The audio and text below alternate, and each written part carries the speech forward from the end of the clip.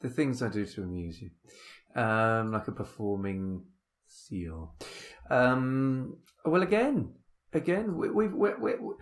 I quite like it when we do some of the. I enjoy doing our sort of episodic or series type stuff, but I also quite like it when we have a delve into some one-off action. Into the one-off boot bag. Into the one-off boot bag. That's funny. You should use the word boot bag. That's funny. You should do that because that's exactly where we're going today. We are going to Le Boot Bag. Within the one-off boot bag, we found a boot bag. Well, we've got the boot bag, and actually, when you think about it, we're not talking about obviously kits this time, but we are delving into that kit bag. And again, I think a little bit like when we talked a while back when we did all about Barnet Fair with hairstyles. What boots have kind of either lasted the test of time and would still look classic and timeless now if you pop them on. And why? What do we love about them? I will admit, though, whilst this was often a very, very popular topic amongst the kids at school, new boots, what boots people were going to get. Yeah. I was never that bothered about the boots. And now that doesn't mean I don't have an opinion on what boot looks good and what boot doesn't look good. But I remember the boot topic thing just straight over my head most of the time. I just didn't care about what boots I was wearing for the most part. Wow. If I could kick a football wearing them, that was it. Really? You were that not bothered about it? Yeah. Everyone else absolutely would go, yeah. Who's wearing these boots? These are the new boots that have come out. I was never that bothered about it. Having said that, I do have opinions on whether or not they look good. Which is good, because obviously this would be quite short otherwise. It would be, yeah. I just put a screen. I'll just replace me with the pictures of the boots for this episode. I'll just let you talk. That's really interesting, because I just presumed all kids who like football. Don't know what it was. Never that bothered about the boots. And to be fair, when you're a kid growing up, certainly we were the same. I would probably be playing 40 odd games a season plus training, so it was about one pair of boots and them lasting all the way through the season before they collapsed under weight of activity and strain. I always found the bit of the football boot that went first was where your toes were. It would come away from the bit underneath. Yeah. Natural, I guess. Natural, yeah. But even though it was only later on when I suppose I started buying my own boots, and even then after working, that I would, I'd be able to go to the ones I really wanted to get, sort of thing. And I think a lot of the ones I got probably in my sort of mid-20s were the ones I would have loved to have had if we could have afforded it when I was a kid, type of thing. All the boots that you've bought over the years, Jimbo, if you had to pick one pair that you've owned, not of just any, but of you that you've owned, that you would think, if I needed boots for the rest of my life, and I could only buy one pair for the rest of my life, which boot would it be?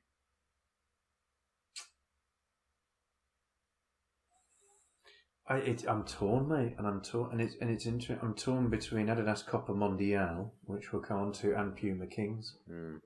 I know which one I'd pick out of those two. Okay, I mean, I would. It's interesting, actually. I've got to answer the question. Stop sitting on the fence. Yeah. It's not World War. Stop fannying around, Jimbo. It's a boot. I'd go with the original Puma King. So would I. Would you? Why? Why would you go with the original? I just like the aesthetic of it more than the... No, there's nothing wrong with the timeless look of the Copper Mundial, but the Puma Kings just have I don't know, they just look slightly better to me. I think it's interesting because it's one where... And actually, to get really dull about it, Adidas tend to be a thinner cut and a thinner... like a tighter cut and a tighter boot. Puma Kings were for a slightly wider foot, typically. So the only thing with the Puma Kings is I had to lace them marginally tighter in terms of the eyelets between the holes than I would do with an Adidas one, which would probably be a more natural fit because I have quite thin feet. Is that too much detail? No, I don't think so. I mean, I didn't own either pair, so I wouldn't know. But I do remember when I was playing, the less it felt like I was wearing a football boot, the better. So and the quality of leather on both of those boots was so it was beautiful. I nearly always went Nike with the boots that I bought. Oh, did because you? they had a okay. very, very thin, slim profile that almost felt like it was just. It felt like someone wrapped my foot in something rather than I was wearing a boot. You know. Yeah. So that was, but to what they looked like, I couldn't have given a toss. Really? Yeah. That's mental, that. I had a pair of orange and yellow boots at one point. Oh. They were the best fitting boots in the shop when I just bought them. I kind of, in one sense, I'm quite impressed by your lack of give a monkeys about what they look like. But no, I have to say, from a boot perspective, very vain, very. So if you had a pair of boots that you didn't like the look of that fit so well, and a pair of boots that didn't fit quite as well but look better, you'd go with the ones that didn't look. Well, I don't know about that, but I can't imagine, because I think when you're talking about that sort of end of things, like the Puma King, the Copa Mundial, which I think have to, fit in our trophy cabinet of bootery here. Yeah, you're comparing really good with good. I mean, taking each boot in turn, I think the interesting bit is I'm not a big Puma fan generally. I think when they make your least favourite kits, of the big cats. Well, yeah, absolutely, yeah, that's very partridge, but I don't. Much more of a Jaguar man. Yeah, quite. I think when Puma make kits, they're pretty awful. When Puma it's probably the make lack trainers, of opposable thumbs, I think. I don't know. They just yeah, absolutely. You're going to keep this going. I'm just going. But there's something about the King, even when, and this is what annoyed me, they then started to modify it and fanny about with the Kings, and I thought, no, you don't need to touch. Yeah. Adidas haven't mucked about with Copa Mundials. They've just left them pretty much as they were. Yeah. There's a reason for that. Whereas they started doing stuff. One of the key things for me, which was iconic about the Puma Kings, was that the tongue was actually made to so it did fold out. And I thought that, and then they started fanning about a bit with that, which I thought. But that was one of the. I mean, I remember Ryan Giggs, I think, used to wear them when he first came onto the scene and stuff. Having that, it was the tongue was one of the classic things. I like the white pattern that just ran up the side of it. Absolutely. As well. I was like, it's a nice look. I say, I mean, clean. Yes, but you're splitting hairs between that and the Copa Mundials, because that's a classic look as well. And interestingly, the Mundials, although they didn't have the if you like natural fold over tongue, what you would do is obviously when you get them, it is lace them to make sure that they over the tongue before you wore them. So that tongue was down, and it had that kind of reverse Adidas on there, which also looked cool as well. It did look really, and the bottoms where they had that sort of little groove around the top four studs going in there for the torsion or whatever words like they you, made like up you for don't such know. matters. Like you I don't know. I don't know. I guess though, interesting with boots, and we've spent. I love the fact that we've just gone straight into the trophy cabinet and smashed about with the Kings and the Mundials. The interesting bit again with football boots is quite not really much of a history. I mean, this is probably doing football boots a massive disservice. But the first ones I remember, even retrospectively looking at or seeing, would be you'd see. Players wearing Adidas around the sort of 60s and stuff. You'd see Pele wearing Pumas, and obviously there was that famous thing where 1970 World Cup final, everyone's ready, referee's ready to kick off. He just goes, "Oh, hang on a second," relaces his boots.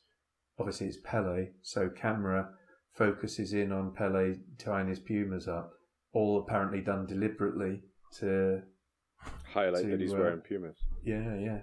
Whether true or not, I guess taking that to the grave, God rest his soul. But a great story anyway, nonetheless. But the ones that are off the beaten track, which I think again we talked about in Barnet, someone who changed not just changed the look of football. Yeah. George Best. What it was to be like the biggest footballer in the world, like absolutely. How to turn footballer from just a good footballer to sort of the football celebrity, I guess, the first really big football celebrity.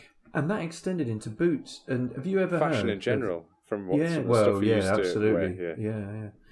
But so he got his own boot deal with someone called Stylo. Have you ever come across them? Stylo Matchmaker. Nope. So we'll get the old imagery up on as you listen to that. But black boot, much sleeker than the boots that had gone before, which were quite high ankle and stuff. Almost the evolving to the modern boot, I suppose. Kind of sort of a look of a Puma King about it, but similar-ish, yeah, similar-ish. Different, yeah. But they made them for him, and they broke. I don't. There will be some data about it and stuff, but they broke all sorts of records for the amount sold. Almost sort of having recently watched the film Air, all about the Air Jordan and stuff, and how that came to be, and how that's broken every record going in terms of from basketball, but also I suppose making the transition from basketball to sort of casual wear. Just casual wear. Yeah, incredible. And so again, I thought important to note that, because although Adidas, you could the three stripes very recognisable, they were fairly at that point still fairly plain boots. Whereas and Puma the same, just with the Stylo Matchmaker was just something a bit different, I think, and worth highlighting. And as you said, probably maybe the forerunner a little bit. There is certainly, you could say they're in the same family potentially as the Puma King. Yeah, so maybe like one of the sort of trendsetters for doing something a bit different with the boot.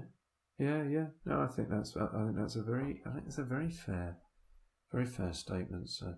So, if you haven't, if for some of our younger viewers and listeners, if you haven't seen or heard, it's not a good name though, is it? Stylo Matchmaker. It sounds like a rip-off brand, doesn't it? But it does. I suppose that's the thing, isn't it? Because Adidas, Puma, Nike, these are brands that have now been around for donkey's years.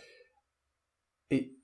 I suppose, in its time, would that have sounded maybe rubbish? I don't know. Maybe before we had all these sort of famous brands, it might not have sounded so dodgy, but now it sounds like, like if you've asked for a pair of Nikes for Christmas and you've got a pair of Stylo Matchmakers, it's like, you've got the rip-off brand there. When I was doing the research for this, there was a lovely advertising post, and it had the stripe that means quality. The stripe that means, even the price fits perfectly. Oh, even the price fits. Put yourself in my shoes, says George. There we go. That's probably, of all the taglines, that was probably the best one. You like that one? That was the best one, yeah. Yeah, I like that. So yeah, that was kind of the first, and but again, it comes back to it, doesn't it? That there wasn't much, until you get to kind of. And we'll the 90s was when it all kicked off, I think, for the boot. I suppose I'd go 80s. I think 80s you started to get your Kings, your mundials and stuff like that. Interestingly now, I would imagine Nike. I don't know. My understanding is certainly at the top level, Nike. Sorry, Nike every time. Kind of dominate the market now, but a fairly late entrant. You're talking. They dominate it now, even beyond Adidas. I think so. Yeah, it's certainly. I guess at pro level. Yeah, these days, yeah. There was a period though where surely Adidas was smashing. Oh, Adidas were but I think Nike have kind of probably. Now. And I don't know if that's translated into global sales or not, or whether it's just at the very top level. But I'm trying to think. Nike boots really. They first sort of mid-80s, and obviously Jim Pearson, former guest, sort of talked about a little bit about how they had, I think Glenn Hoddle, Ian Rush would have been the first ones, Charlie Nick, and of course Ian Botham, because he was Scunthorpe and England centre forward, of course, at the time. But really, it would have been. They didn't really make sort of massive strides until probably 10 years later, I don't think. Yeah. I remember Nike probably. In the sort of mid-2000s for me, mid-2000s and then since, I think have really sort of catapulted themselves up and taken off. As I say, in terms of comfort, that is my boot of choice. Is it? But right, that's interesting. For the 90s and early 2000s, it very much felt like an Adidas world. And that's and I think looking at, because I think we're moving on. We've got a few images or a few Nikes to have a butcher's at. And I suppose I was going to start with a Tiempo of around about 94. Would that have been kind of round about with Nike written in capital letters on the back and a fairly plain black boot with, is it a tick or a swoosh, James? Oh, sorry, a swoosh, I guess. Yeah, swoosh. Yeah. Were they your boot? Was that kind of where you're getting into the world of first boots? Well, actually, back then, no. I think the first boots I had was something like Sondico boots or something like that. Oh wow, okay. I thought they only made gloves. Well, I don't know. It certainly wasn't any of the major brands when I was first getting football boots. As I said, for me, it just wasn't even can I put these on and are they legal to be on a football pitch? That was what it was for me. Legal? If you want to wear golf shoes, it wouldn't be allowed, would it? I suppose not. No. Would that have been something you would have done? Is that what happened? Well, I guess the point I'm making is I was that sort of out of touch with Cavalier football boots that I probably might have picked up a pair of golf shoes thinking they were studded football boots. But no, it was much later on when I got into the Nikes. But I remember all of the kids at school going on about Adidas Predators with like the big boot. Yeah, I'm not sure if the story about that. Was that 90s or was that more 2000s? The Predators. No, it was 90s. It was sort of mid 90s. So a guy called Craig Johnston, Aussie, played for Liverpool. He started off at Middlesbrough and then got a big transfer to Liverpool. Played in that great Liverpool side. Kind of early to late 80s. He was a bit off, I guess, coming from Australia. He was a bit different, bit of a surf dude, but also a guy that invented stuff. And he basically, where it came from, because I'm sure there was loads of stuff about this, about who owned the copyright and blah blah blah, and who bought the rights to it. He basically started to look at boots, and I think he started off where he put, like the pimple stuff that you get on a table tennis bat. Yeah. He was cutting that and experimenting with putting that onto a boot to get more swerve, more bend, and so on. And anyway, that evolved into what the Predator then became, I guess. And that like ridged. Yeah, absolutely. Which obviously then developed, and I guess Beckham was probably one of the big. Beckham and Zidane would have been the two guys that kind of at the forefront. Because to be honest, in terms of boot, what's the word? Boot development or something new from a technology point of view, that was quite brown. Because like we were talking there about aesthetics and other boots from the sort of 80s and early 90s. There wasn't really anything. It was more about how they looked and how they felt, not necessarily a technological development. Everything was still made of leather and so on and so forth. And that was both, unique in the way that no other boot really had this 3D kind of feature as part of it. Which I remember all the kids at school said it. Oh, you can hit the ball better. You could curl the ball better with it because of all these. And it wasn't just that, but it actually gave the boot a unique look as well. So absolutely, no other boot looked like it. So you had like aesthetic point of view, but then also, as you say, did it give you some sort of advantage in the game type thing that kids used to... I suppose it helped with Beckham being at the forefront at that point with the boot. Yeah. The fact that his dead ball or mastery of the dead ball and striking it, that obviously helps when you've got probably, you could call out other facets of his game maybe, but his actual dead ball striking from, I don't just mean on goal, but in terms of that whip for crosses and passing and stuff, probably helped the brand hugely, because that's what they were saying that it did. I suppose it helps if you've got David Beckham's feet in it doing it for you. Exactly. But I remember there being, I can't think of another boots that really sort of hit the ground like that and made as big of a splash as that one did. Yeah, well, the only other one I was going to flag that might, but again, even though, would be the Nike Mercurial, the 1998 one, Ronaldo. The what?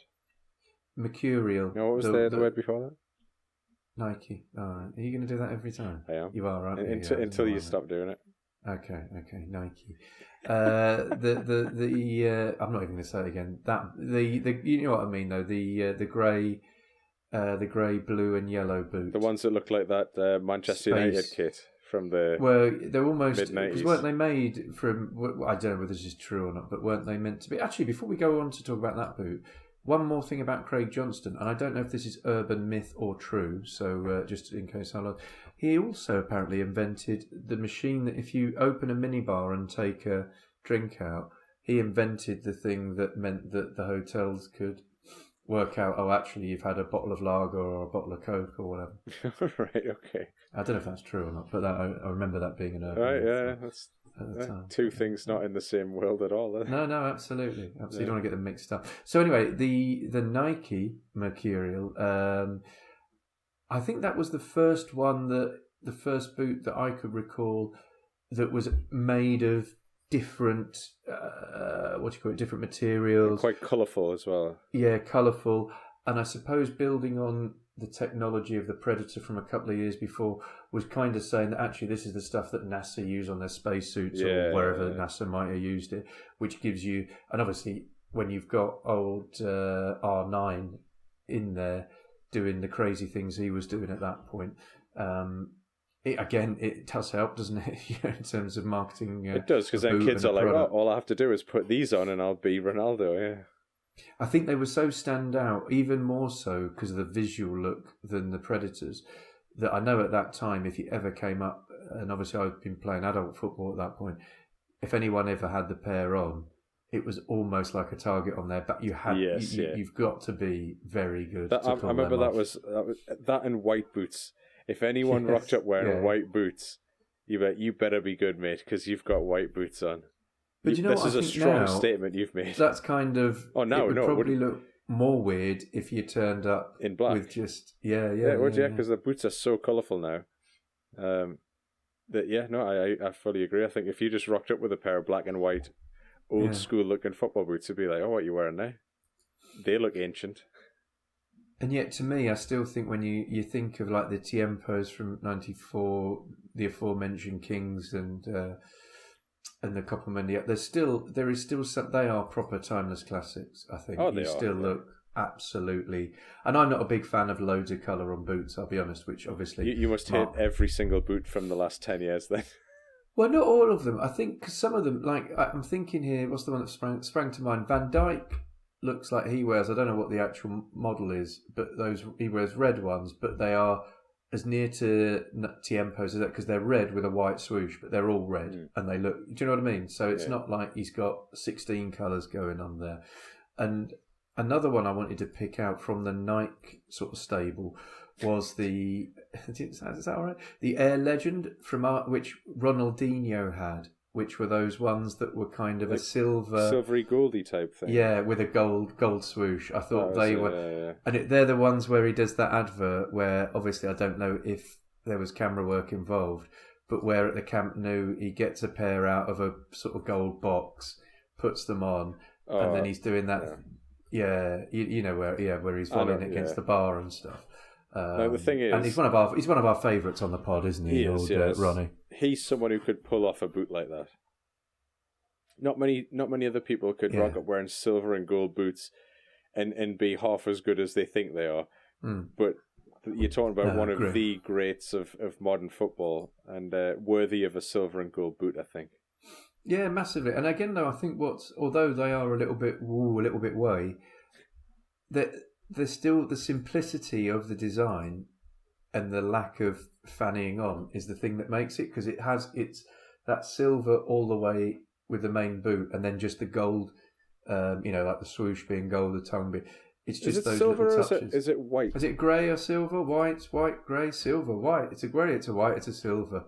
We love it, whatever it is. I think it might have been white and gold. You think white? Yeah, let's go white with gold. Yeah, you're right. It's a white. It's definitely a white. That's beautiful. That is a beautiful boot. Yeah, but I mean, you know, if you're playing, as I say, Sunday League and someone rocked up in them, you'd be like, "Come on, mate." Absolutely. You better destroy everyone in this game wearing those boots. Seek and destroy. So I was going to say, actually, with all those boots we've talked about there's about 6 or 7 pairs in our. Well, I don't know, imagine that. I'm actually now wondering whether I should get a sort of trophy cabinet in the house with all of these boots in. I think you should. I think not only is that a good idea, have it hanging behind here. Yeah, not only is it a good idea, I think the rest of your family would think it was a very sensible decision as well. Wouldn't they love that? Wouldn't they love that? If anything, you should do it for them. Yeah. This wasn't for me. This wasn't self. No. This is it's this for is them. from me to you. Yes. Yeah. We can now all enjoy this trophy cabinet of iconic boots. And we could have that chat about, well, was the R10, that's definitely white, isn't it? It's not a grey or a silver. Oh yeah, I know for a fact that they would definitely join in those types of conversations. Yeah. You're right. You're right. How have I not, by just doing this episode, has brought that home to me. Yeah. That's what I need to do. Yeah. The interesting bit is, I wonder how much some of these boots now retail at. What, I mean, like, you can get like second-hand like Air Jordans that are just insanely priced. Yeah, I don't know. I mean, I would imagine like the King and stuff and the Copa Mundial are still manufactured, but the new Puma Kings, for example.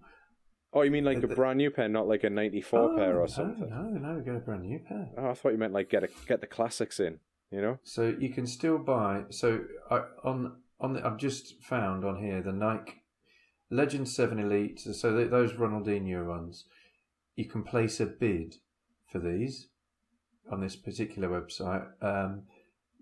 You can buy them for £2,069. Well, I'd consider that a bargain. Do you think? Do you think my family would consider that a bargain? I think they'd be telling you you'd be mad not to spend that. Yeah. And they've got them in a size 9, my size. It's like all the stars are aligning, isn't it? It is, yeah. £2,000 for they would. I'll say it on their behalf now. They will fully support the purchase of that trophy cabinet for boots. I'll just do a bit of topicality here, but it's almost it's the same price as a Fulham season ticket in the Riverside. There we go. A little bit of controversy there. Another gift that both of them would appreciate as well. Absolutely. Only for you though. Like if you went, they would be like, you have to get this for the family for you to go and enjoy. That's what. Absolutely. Yeah. So. Yeah. I think as well. Before we drift down a bizarre route of self harm on my part, the technology's come on so much now, and I think I noticed this with my daughter's boots. It's just how light they are, and we're not talking. It's not like I played in the 50s. How light they are, how thin they are, and how actually they. I suppose because they're not pure leather now. Even when you wash them, they dry dead quick. It's weird how. Yeah. And obviously some of them have now got the sort of almost like a sock and the lacing. Yes, yeah, that came in a few years ago. That didn't it, where it went up to the beyond the ankle. And the whole thing where, I was used to have the laces underneath. I suppose blades, we've not even really touched upon. I mean, I never had a pair of blades. I had moulded and I had screw-ins, but I was never fancy the blades. I don't know why. Maybe just... I never did either, yeah. Yes, where does it go to from here, James? Will we still be talking about these boots in 20 years' time? I'm going to go, yeah. I think some of them, because the look is just, as you said before, in a previous episode about hairdos, some of them have a timeless look, don't they? They have a very, very smart look, and I think the looks of the older ones, some of the older ones that we discussed, will last longer than some of the styles of some of the newer ones that are out. There just seem to be a mix of about 8 garish colours put together on a football boot. Yeah. So I would say, it'd be interesting to see where it goes, considering the boot is slowly creeping up the leg. I wonder how far it's actually going to get up there. A full, just below the neck. It'll be the boot and the sock will become one item. Boot sock. The boot sock. What? Suit. Yeah, suit you, sir. Suit you, sir. So what's your favourite out of all the ones we talked about then? Puma Kings. Pick one. Still Puma Kings. Still Puma Kings. I think so. Although I am... Copa Mundials would be a close second, I think. There is a little bit that I am still tempted by those Ronaldinho ones, but probably on the basis I would be naive enough to think that I could do that stuff up against the crossbar. Before this episode started and I was looking at the boots that had been selected for discussion, my mind went straight to you'd be wearing those white boots with the gold swoosh on them. Yeah. The artisan. Yeah. I like it, James. I like the fact that I've cultivated that kind of feeling with you before we've even on the pre-record, so to speak. Deserved or undeserved, that's what I thought. I like it. Well, have we met? I guess, as always, at the end, as we meander to the end of the boot bag, and I think there's nothing left in it now. We've emptied the sack. Tipped the bag upside down. We have. The boots are all over the floor, but they're clean. I always like a clean boot. Yeah, can never be. Always have a clean boot. What was your favourite boot? Or because there are so many, and I think that's the thing.